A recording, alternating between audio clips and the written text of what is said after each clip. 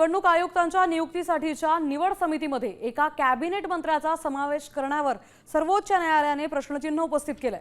निर्णय प्रक्रियेत कोणताही मंत्री पंतप्रधानांच्या विरोधात जाऊ शकणार नाही असं निरीक्षण न्यायालयाने नोंदवलंय। निवडणूक आयुक्त नियुक्ती प्रक्रिया स्वायत्त असल्याचा हा देखावा कशासाठी असा सवालही न्यायालयाने केलाय। दरम्यान या प्रकरणात सुप्रीम कोर्टानं नेमकं काय म्हटलंय त्यावर एक नजर टाकूया। निवडणूक आयुक्तांच्या नियुक्ती प्रक्रियेवर आक्षेप घेण्यात आलाय। निष्पक्ष निर्णयांसाठी निवड समितीत एका स्वतंत्र आणि तटस्थ व्यक्तीचा समावेश असणं आवश्यक आहे।